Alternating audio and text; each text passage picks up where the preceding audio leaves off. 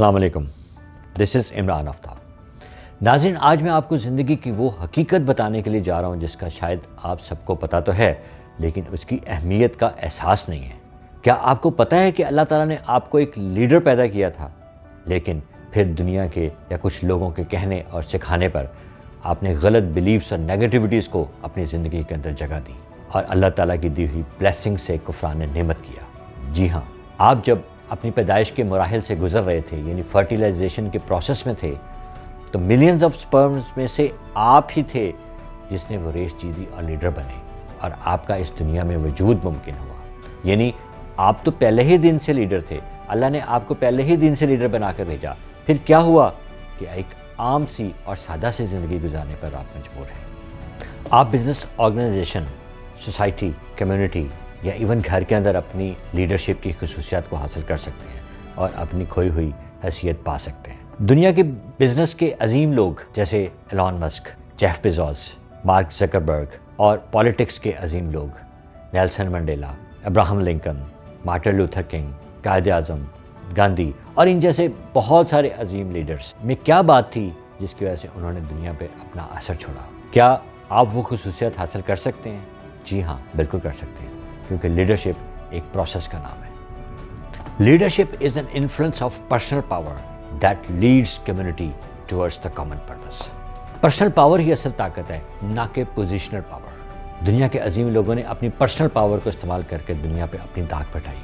اگر کوئی اپنی پوزیشنل پاور کو استعمال کر کے اور زور دے کر کوئی کام نکلوانا چاہے تو اس کی لیڈرشپ ختم ہو جائے گی۔ دس از اے یونیورسل ٹروتھ۔ اگر ایک لیڈر اپنے گول اور مقصد کے ساتھ لوگوں کا گول اور مقصد بھی اٹیچ کر دے تو لوگ بغیر کسی سیلری، انسینٹیو یا بینیفٹ کے اس کے ساتھ چل نکلیں گے اور اس کے مقصد اور گول کو اپنا مقصد اور گول سمجھ کر اس کے ساتھ جان بھی دینی پڑی تو دے دیں گے۔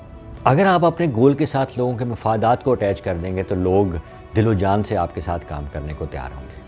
Always prepare common organisational belief. Leader خواہ کہیں بھی ہو، وہ ایک کمیونٹی بلڈ کرنے کی کوشش کرتا ہے جس کا مقصد مستقبل میں کامن ایم کے حصول کے لیے لوگوں کو راستہ دکھانا اور لیڈرشپ کرنا ہوتا ہے۔ لیڈر اپنی ٹیم کو امپاور کرتا ہے اور یہی چیز اس کو ایک رول ماڈل کے مقام پر لے جاتی ہے اور یہ رول اس کو انفلوئنشل بناتا ہے۔ This is the trait of a great leaders.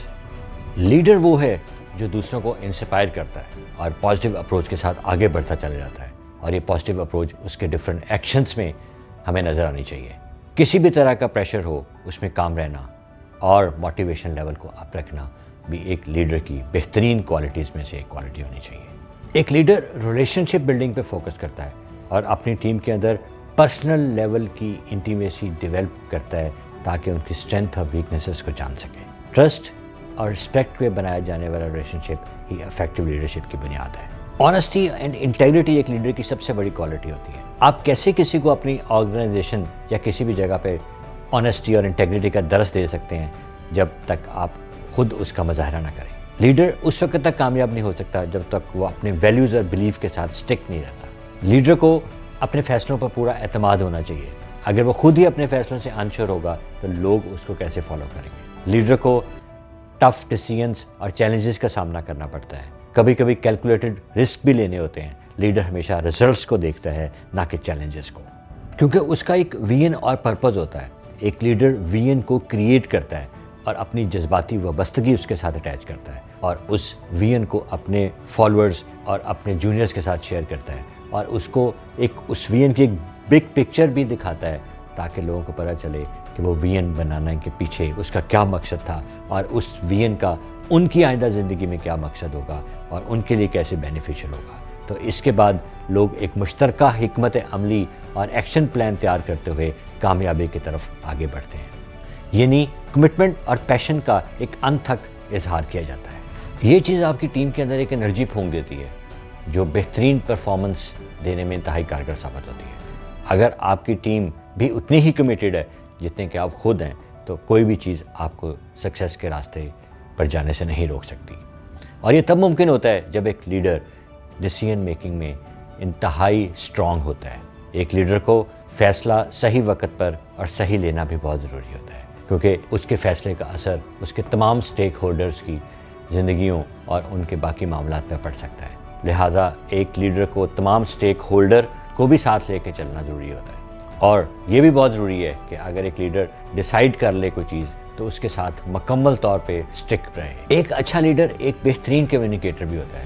اگر آپ اپنی ویژن یا مقصد کو لوگوں تک واضح طریقے سے نہیں پہنچا پائے تو کیا آپ ممکنہ نتیجہ حاصل کر سکیں گے؟ نہیں، بالکل بھی نہیں، کیونکہ اگر آپ نے وہ چیزیں کمیونیکیٹ لوگوں تک نہیں کریں گے تو لوگ آپ کے مقصد کو کیسے جان پائیں گے اور آپ کا ساتھ کیسے دے پائیں گے۔ لہٰذا ایک اچھا لیڈر ایک اچھا کمیونیکیٹر بھی ہونا بہت ضروری ہے، کیونکہ اگر وہ بات کمیونیکیٹ اس ڈھنگ سے کرے کہ لوگ اس کی بات کو سمجھ سکیں اور قائل ہو سکیں تو وہ لوگوں کے لیے ایک اچھا لیڈر ثابت ہوگا، کیونکہ الفاظ کی بہت زیادہ طاقت ہوتی ہے جو ناممکن کو ممکن بنا دیتی ہے، اور وہ لیڈر ہی ایسا کر سکتا ہے کیونکہ وہ لوگوں کو قائل کرنا جانتا ہوگا، تو اچھا لیڈر کہلائے گا، اچھا کمیونیکیٹر کہلائے گا۔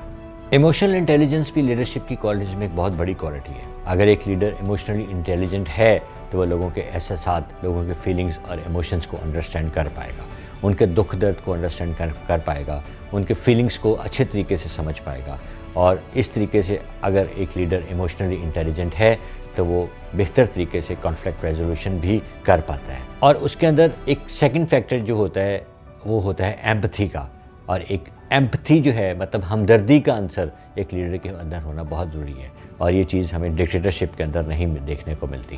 اگر ایک لیڈر ایمپتھیٹک ہے، اگر ایک لیڈر ہمدرد ہے تو وہ لوگوں کے ساتھ بہتر طریقے سے کنیکٹ کر پائے گا، لوگ اس کے ساتھ ملتے جائیں گے اور لوگ اس کو سمجھتے جائیں گے، اور ایک بہتر لیڈر لوگوں کی خدمت کے لیے، لوگوں کے مسائل حل کرنے کے لیے، ایک آرگنائزیشن میں اگر ایسا ایمپتھیٹک اور ایموشنلی انٹیلیجنٹ لیڈر ہے تو وہ اپنے جتنے بھی گروپ ممبر ہیں اور ٹیم ہے اس کو ساتھ لے کے چلے گا، ان کو بھی سکھائے گا، ان کی پوٹینشیل میں اضافہ کرے گا، ان کی اندر جو تمام کوالٹیز ہیں ان کو باہر لے کے آئے گا، اور اس طریقے سے لوگ اس کے ساتھ کنیکٹ کر پائیں گے، اس کی آرگنائزیشن کے کام کو اپنا کام سمجھ کے کریں گے، اور اس طرح آرگنائزیشن آگے بڑھتی جائے گی۔ تو ناظرین، آپ بھی اگر اپنے اندر سیلف ڈسپلن پیدا کر لیں، اپنے کریکٹر اور ٹرسٹ کو سٹرونگ کر لیں تو لوگ آٹومیٹکلی آپ کے ساتھ کنیکٹ ہوتے جائیں گے، اور آپ کی انہی اعلیٰ اقدار کی بدولت آپ ایک انفلوئنشل فگر بن جائیں گے، اور اس مقام پر چلے جائیں گے کہ جو لوگ بھلا نہیں پائیں گے۔ اور پھر آپ خواہ کسی بھی آرگنائزیشن میں ہوں، کسی پولیٹیکل پارٹی میں ہوں، کسی کمیونٹی یا کسی بھی جگہ پہ ہوں، اور آپ کی یہ پر اثر شخصیت آپ کا رول ماڈل بننے اور لیڈر بننے سے نہیں روک سکتی۔ اور یہی وہ کوالٹیز تھیں جو بزنس ورلڈ اور پولیٹیکل ورلڈ کے وہ لوگ جنہوں نے تمام چیزوں کو فالو کیا، آج ان کا نام زندہ ہے۔ دنیا اس طریقے سے یاد نہیں رکھتی کہ اس کے پاس پیسہ کتنا تھا، دنیا صرف ان اقدار کی وجہ سے 100 سال پرانے لیڈرز کو بھی یاد رکھتی ہے، کیونکہ انہوں نے وہ کام کیے جو صرف اپنی ذات سے ہٹ کے لوگوں کی خدمت کے لیے تھے، لوگوں کی بہبود اور بینیفٹس کے لیے تھے۔ تو یہی ایک لیڈر کی بہترین کوالٹی ہے جو ایک لیڈر کو لیڈر بناتی ہے اور اس کو اعلیٰ مقام پر فائز کرتی ہے۔ Thank you very much.